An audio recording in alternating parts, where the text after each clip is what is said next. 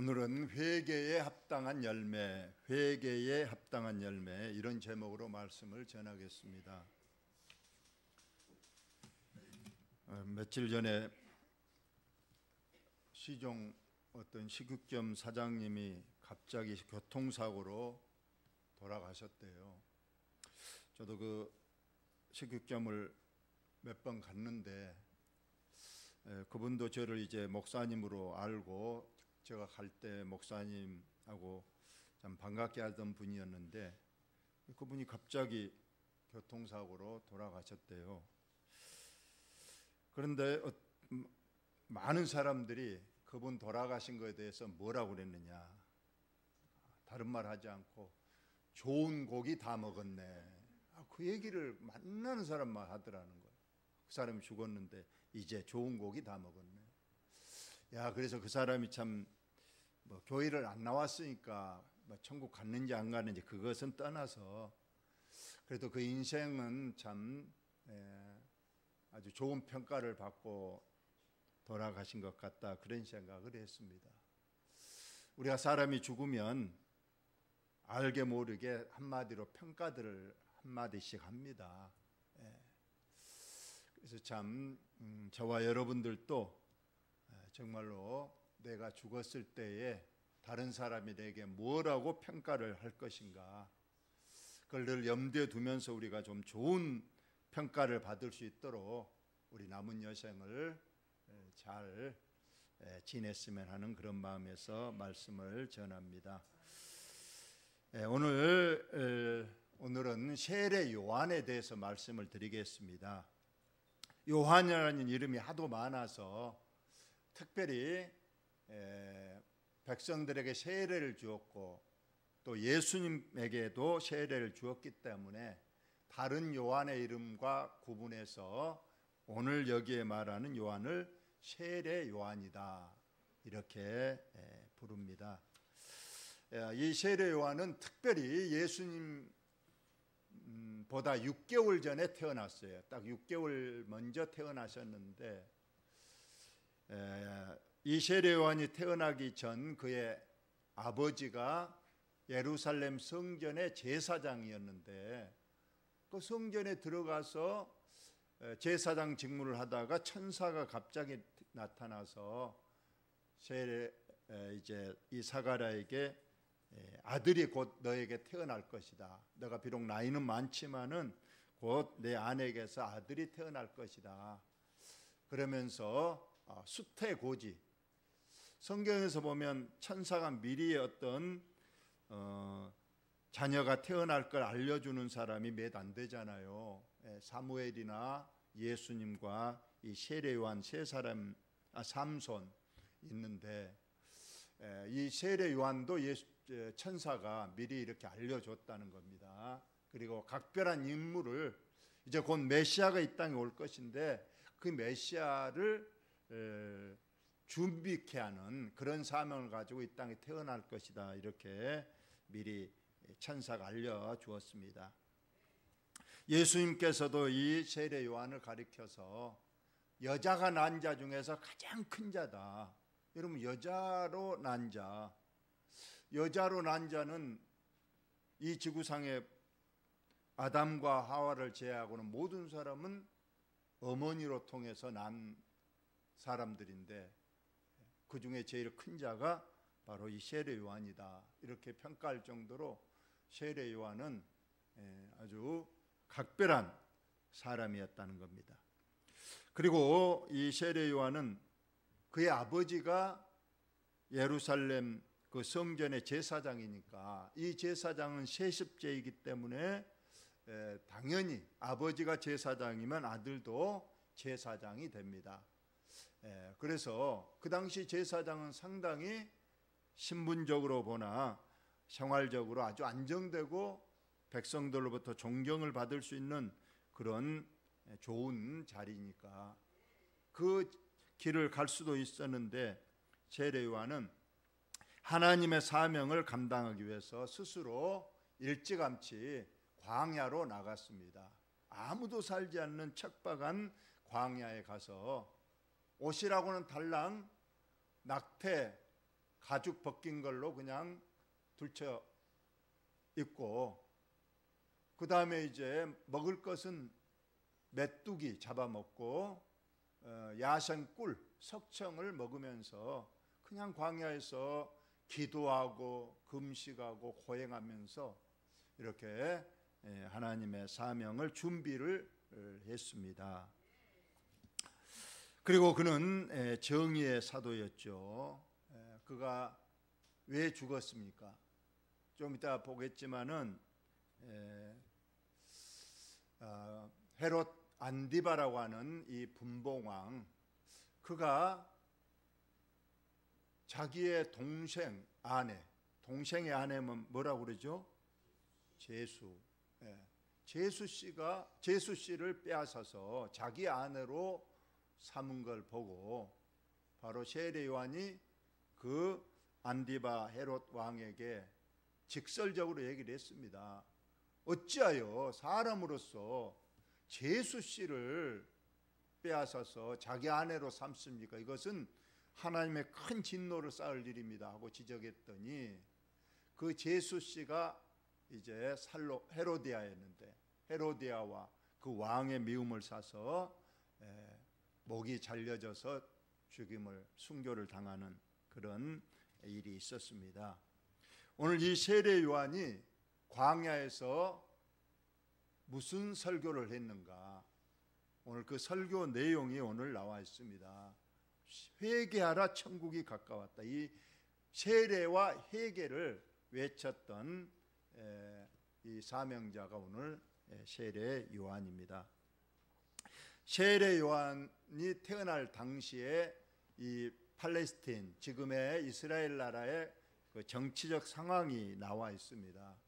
원래는 이 팔레스틴, 이 이스라엘 나라는 한 왕이 다스리고 있었어요. 예수님이 태어날 당시는 헤롯 대왕이 전체를 다스렸습니다. 그런데 이 헤롯 대왕이 죽을 때에 세 아들이 있었죠. 세 아들이 있었는데 첫째 아들은 헤롯 아켈라오라고 하는 아들입니다. 큰 아들답게 가운데 붉은색 영토, 거기가 예루살렘, 베들레헴 다 있는 이 중심 이 지역을 장남에게 맡겼습니다. 둘째 아들은 안디바인데, 이 안디바는 녹색, 저 위에 갈릴리 지역하고 밑에 베레아 지역을 다스리는 또 영토를 떼어줬습니다. 마지막 셋째 아들 빌립은 저 우에 자주색, 보라색으로 있는 그 지역을 주어서 이제 이걸 분봉왕, 나누어서 다스렸다 해서 세 아들이처럼 나누어서 통치를 하게 되는데, 이 큰아들 아켈라오가 아주 잔인한 왕으로 인해서 폭정을, 너무 사람을 많이 죽이니까 반란이 끊임없이 일어납니다. 그래서 로마에서 이 큰아들 아켈라오를 이제 추방시켜 버리고, 이제 로마에서 직할, 총독을 이제 파견해서 이 지역을 다스리게 됐다. 그런 정치적 상황이 나오고 있습니다. 한번 보시면 디베로 황제가 통치한 지 15째 해 그랬습니다. 이 디베로 황제는 제2대 황제입니다. 제1대 황제가 예수님이 태어날 당시에 가이사 아구스도가 제1대 황제였고, 그 뒤를 이어서 이 티베리우스, 이 디베로 황제가 2대 황제가 돼서 15년이 흘렀을 때라는 그런 때입니다.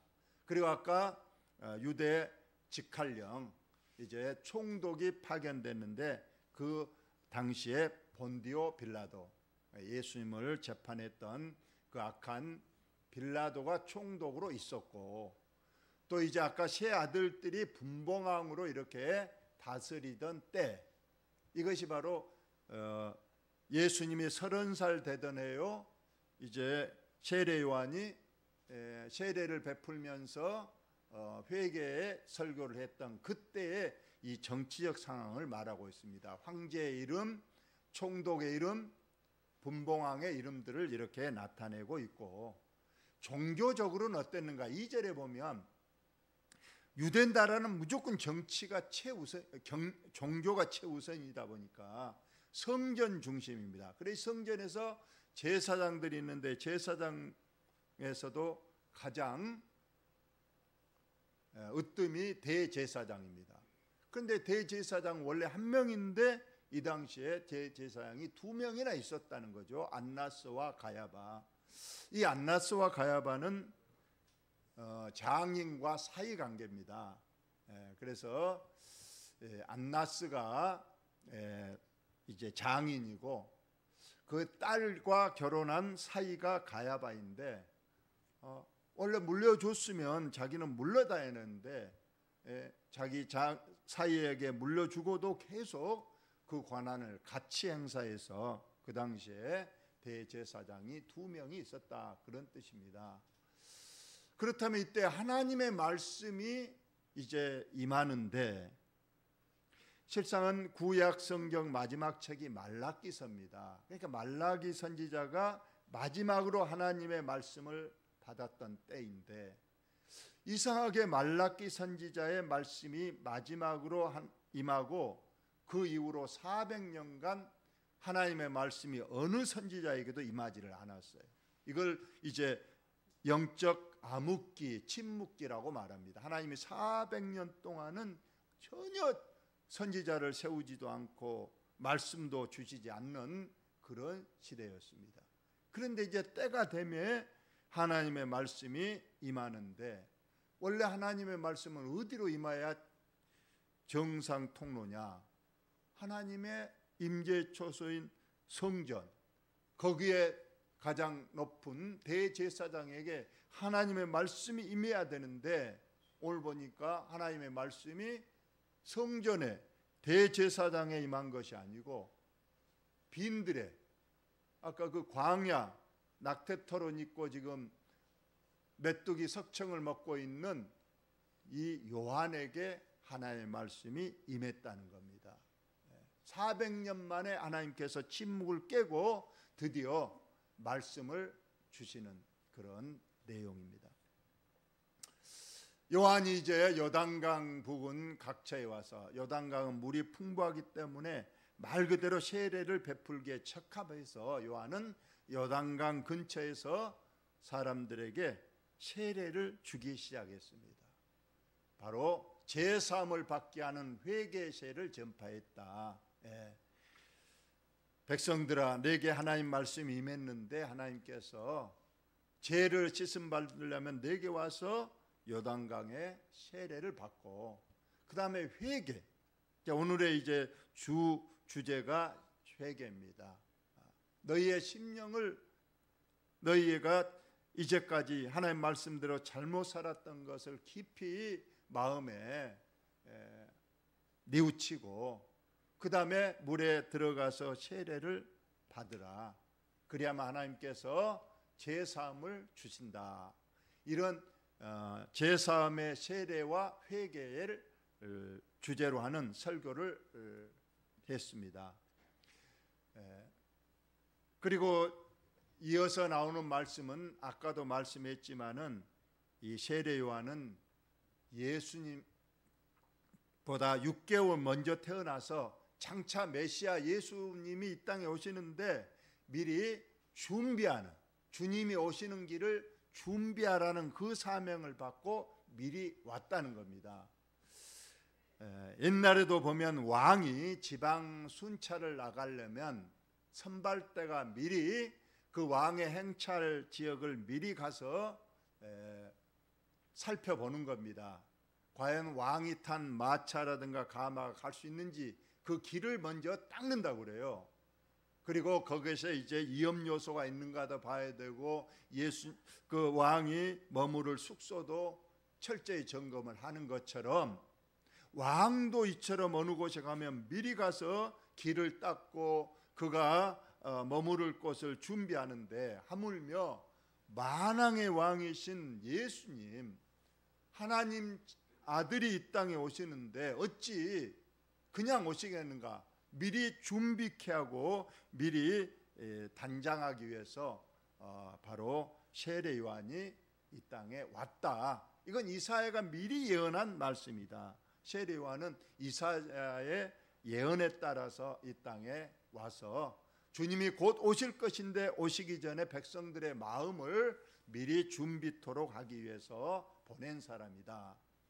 그래서 주의 길을 예비하려면, 여러분 길이 아까 말한 대로 이제 왕이 갈 길은 보면 마차가 가거나 가마가 가야 되기 때문에 길이 나 있어야 돼요. 그러면 길이 없는 곳에는 이제 산을 깎아서 골짜기를 메우고 그렇게 해서 이제 평탄한 길이 만들어지는 것처럼 이제 하나님의 아들 예수 그리스도가 이 땅에 오는데 사람의 마음이 준비가 안 됐다는 거예요. 400년 동안 하나님의 말씀이 전혀 없었으니 백성들의 마음은 이제 하나님은 우리를 잊으셨는가, 우리를 완전히 버리고 떠나셨는가, 그런 마음 속에 있었다는 거예요. 그래서 세례 요한이 다시 한번 이제 내게 하나님의 말씀이 400년 동안 없었던 하나님의 말씀이 내게 임하였다, 나의 말을 들으라면서 백성들의 마음을 이제 한드로 모아서 하나님의 이 땅에 오시는 길을 준비하는 사명을 했다는 겁니다. 요한이 이제 광야에서 세례를 베풀면서 하나님 말씀을 전한다고 하니까 많은 사람들이 구름대같이 몰려왔습니다. 그런데 요한이 세례 받으러 오는 그 많은 사람들에게 외치는 첫 소리는 어서 오세요, 내 말 잘 들으세요 한 것이 아니고 독사의 새끼들아, 이 독사의 자식들아, 누가 너희에게 일러 장차 올 진노를 피하라 하더냐. 아주 욕을 바가지로 하면서 그들에게 하나님의 심판의 진노를 말합니다. 쉽게 말하면 이런 말이겠죠. 이 못된 놈들아, 너희들은 아무렇게나 살아도 여기 나한테 와서 물에 한번 들어갔다 나오면 죄가 깨끗해진다니까 그 마음 가지고 나한테 오느냐. 그렇게 100번을 물속에 들어갔다 나온들 너희가 깨끗해지겠으며 너희들이 하나님의 그 진노의 심판을 면할 줄로 아느냐. 그런 생각으로 온 너희들은 독사의 자식들이라, 이렇게 말하는 겁니다. 그러므로 이제 너희들은 그러면 물에만 잠갔다가 나오고 아이고 하나님 잘못했다 하고 그냥 통에 자복만 하는 것이로 너희 할 일이 다한 것이냐, 그게 아니라는 것을 말하고 있어요. 오늘 중요한 주제는 회개가 아니고 회개에 합당한 열매를 맺으라가 오늘 우리에게 주시는 귀한 말씀의 주제입니다. 회개에 합당한 열매를 맺고 속으로 아브라함이 우리 조상이라 말하지 말라. 내가 너희에게 이르노니 하나님이 능히 이 돌들로도 아브라함의 자손이 되게 하시리라. 이스라엘 백성들은 선민의식이 강했어요. 하나님은 세상 많은 나라들 민족 중에서 우리나라, 우리 민족만 택해서 구원하시기로 하셨다. 그러니까 이스라엘 나라 외의 모든 나라는 이방인들이고 그들은 다 무조건 지옥의 불쏘시개고 우리만 하나님께서 구원하시려고 택하셨다. 그러면 우리는 따놓은 당상으로 천국 간다. 이렇게 선민의식에 사로잡혀 있었는데 오늘 세례 요한은 너희들이 아브라함의 자손이라고 해서 당연히 너희들이 천국 갈 줄로 아느냐.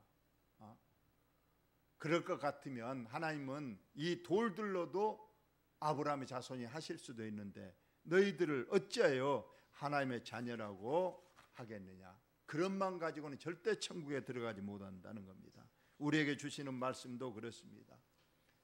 우리는 늘 그렇게 말합니다. 우리는 당연히 천국 간다. 왜? 교회 나오고 있으니까. 나는 당연히 천국 간다. 왜? 나는 세례를 받았으니까. 나는 천국 간다. 왜? 나는 그래도 교회에 집사요, 권사요, 장로요, 목사니까 당연히 나는 천국 간다. 그러면 오늘 세례 요한도 우리에게 말할 거예요. 너희들이 그런다고 해서 당연히 천국 갈 줄로 아느냐?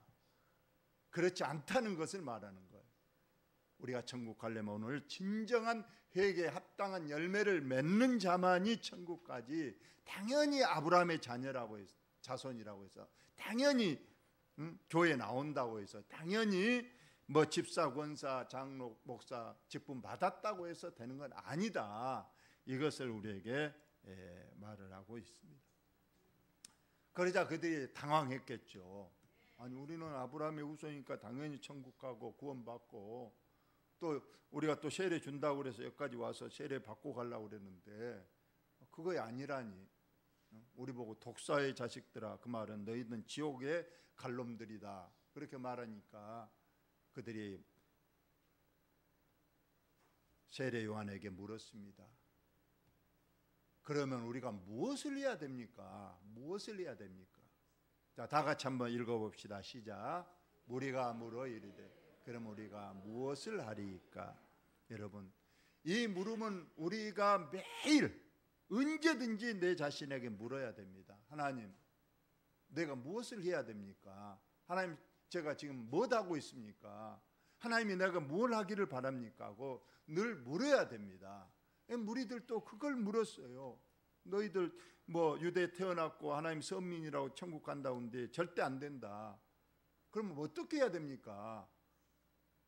예수님에게도 여러 사람들이 와서 물었습니다. 우리가 무엇을 해야 영생을 얻습니까? 그런 물음을 늘 우리가 해야 되는 겁니다. 내가 당연히 이대로 천국 가는 게 맞습니까? 아니면 내가 따로 무엇을 더 해야 됩니까? 내가 하나님 보시기에 구원에 합당한 수준까지 올라 있습니까? 아니면 부족합니까?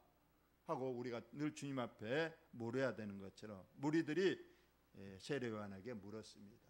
여러분, 여기서부터 이제 잘 들으시고, 내가 어떻게 해야만 내가 구원받고 하나님 나라에 들어가는가? 자, 물어보니까 세례 요한이 대답합니다.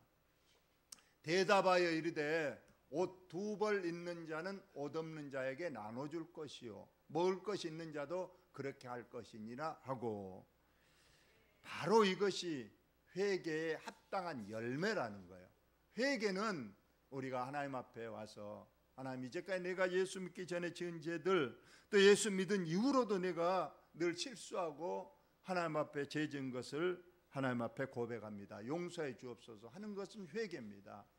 그걸로 끝나는 것이 아니고 회개가 완성되려면 열매를 맺어야 되는데, 이 열매라는 것은 이제 삶의 변화로 나타나야 된다는 것을 말하고 있습니다. 즉, 우리가 회개의 고백은 하나님 앞에 하는 거죠. 하나님, 내가 잘못했습니다.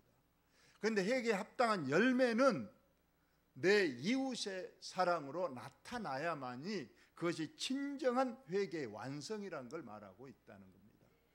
그래서 오늘 보니까 가장 중요한 것들, 너희 주위에 봐라. 너희들은 잘 먹고 잘 살고 있는데 너희 주위에는 지금도 옷이 없어서 헐벗고 굶주리고 있는 사람이 있는데도 너희들은 하나님 앞에 와서 잘못했다고 비는 것, 그것은 회개이지 회개에 합당한 열매, 회개의 진정한 완성은 아니라고 말하고 있으면서, 너희들은 당장 지금 가서 이제 삶의 실천, 삶의 변화를 살아라 하는 것을 여기에 말하고 있습니다. 그래서 옷 2벌 옷 있는 자는 나눠주고, 먹을 것이 좀 있는 자는 지금 굶고 있는 사람에게 나눠줘라. 그것이 진정으로 회개한 사람의 모습이다. 이것을 말하고 있습니다.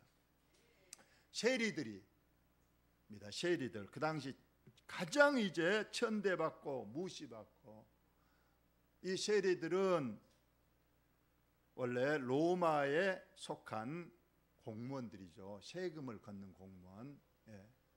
그런데 로마에서는 세금을 걷는 방법은 할당량만 정하는 거예요. 유대 전체 나라에 얼마 할당을 합니다. 그러면 세리들이 그 할당량을 이제 징수해서 로마 정부로 보냅니다. 그러면 자기가 받을 몫은 어디서 챙기느냐? 그러니까 100을 로마에서 부과했다면 한 200을 걷어들여야 백을 로마에 이제 보내고 자기들 몫을 챙기게 되는 거예요. 그러니까 이 세리들은 엄청나게 많은 세금을 부과해서 폭리를 취했던 거예요. 그래서 이 세리들이 유대 나라 백성들에게 큰 이제 질책을 받아서 매국노니 로마의 개인이 이렇게 하면서 불렀는데, 이 세리들도 이제 세례를 받고자 하여 세례 요한에게 왔습니다. 그러면서 물었습니다. 선생이여, 우리들이 천국 가려면, 영생을 하려면 우리가 무슨 일을 해야 됩니까? 하고 물어봤더니 세례 요한이 간단하게 말하는 거예요. 부과된 것 외에는 거두지 말라. 너무 많이 부과해서 폭리를 거두어서 너희들 배만 불리는 그런 일을 당장 그만둬라. 이것이 세리 너에게 부과된 회개에 합당한 열매다. 이렇게 말하는 겁니다. 군인들도 왔죠. 군인들. 이 군인들, 그 당시에 이 군인들의 그 잔악한 행위들, 백성들을 막 발로 걷어차고 때리고 끌고 가고 이런 군인들, 그들도 세례 요한에 와서 그러면 우리들은 무엇을 어떻게 해야 됩니까? 보니까 군인들에게 오늘 마지막으로 바로 가장 자세하게 말하고 있는 겁니다. 첫째, 강탈하지 말며 거짓으로 고발하지 말고 받는 급료를 조간줄로 알라. 너희들 가서 이제 백성들 그만 때리고 백성들 그만 좀 끌고 가고, 그리고 너희들 자꾸 급료 적다고 월급 적다고 대들고 하는 것들 당장 그만두고 있는 것으로 만족하고 온유하게 이렇게 너희의 사명을, 너희의 직분을 감당하라. 이렇게 말씀하시는 겁니다. 오늘 결론으로 말씀을 드리겠습니다. 이제까지도 말씀을 드렸지만은 우리가 늘 회개, 입술로만 내가 하나님 잘못했습니다 하고 눈물 흘리는 걸로 회개는 끝나는 것이 아닙니다. 회개가 완성되려면 합당한 열매를 맺으라고 오늘 세례 요한이 외치는데, 바로 우리의 삶이 변화돼서 내 이웃에게 사랑을 베풀고 내 이웃과 더불어 함께 더불어 사는 그런 삶을 살아야 이것이 진정한 회개에 합당한 열매다. 성경은 늘 우리에게 열매를 맺으라고 늘 말하고 있잖아요. 잎만 무성하고 열매가 없는 무화과 나무를 예수님이 저주도 하셨습니다. 주여 주여 하는 자마다 천국 다 간다고 하지 않았어요. 주여 주여 하는 자들은 열매가 없는 그런 삶입니다. 그러나 오늘 하나님의 뜻대로 행하여서 열매를 맺는 우리 믿음의 식구들이 꼭 되시기를 바랍니다. 회개는 하나님께 잘못을 구하는 거고, 회개에 합당한 열매는 내 이웃에게 내가 사랑을 주는 것을 말하므로, 우리 이제 교회 안에서만 우리가 우리의 믿음에 회개하지 마시고 우리 교회 밖에서도 회개에 합당한 열매를 잘 맺어서 우리 주님의 기쁨이 되고 주님 나라의 영생을 꼭 얻으시기를 예수님의 이름으로 축원드립니다. 하나님 우리 아버지, 오늘 또 주님 전에 나와서 하나님 말씀을 들었습니다. 진정한 회개의 모습, 회개에 합당한 열매를